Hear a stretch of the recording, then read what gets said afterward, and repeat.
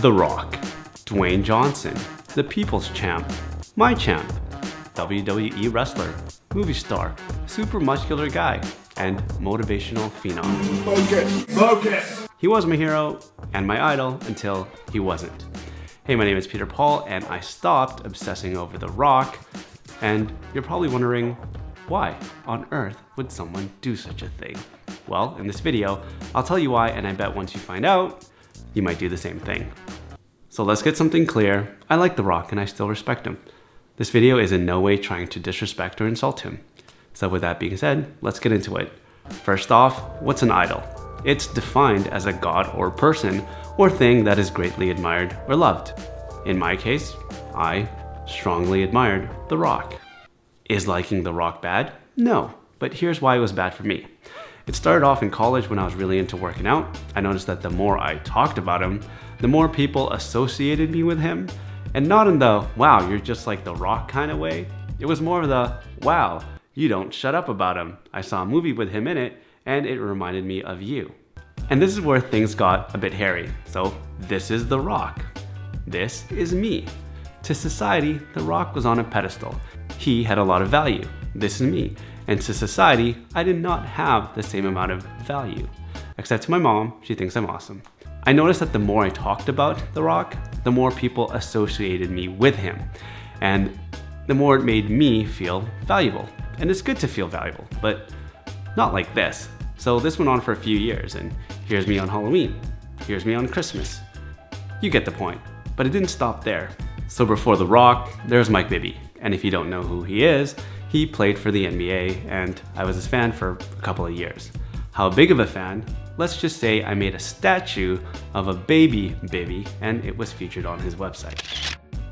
Then I met him, and it was so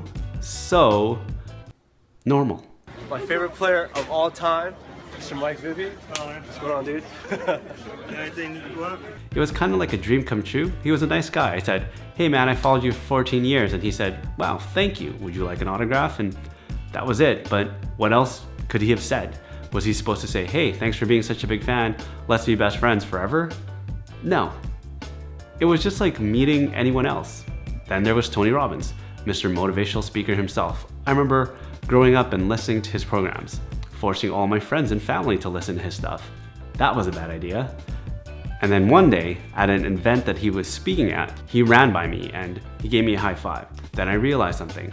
Even though he was gigantic, like literally he has gigantism, he was just human. And so was Mike Bibby and The Rock. And it brought up the fact that I have to stop putting people up on a pedestal and hoping that their value and worth would rub off on me.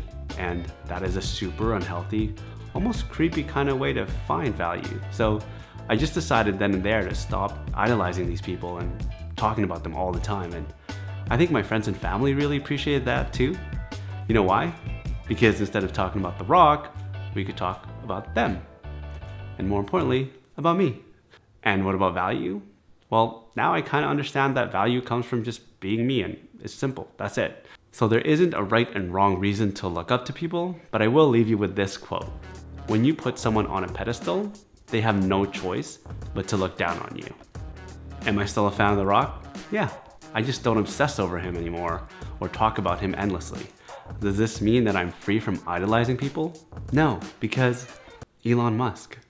But I'm working on that too. So my question is, who are your heroes and essentially idols? So why is it that you hold them so high?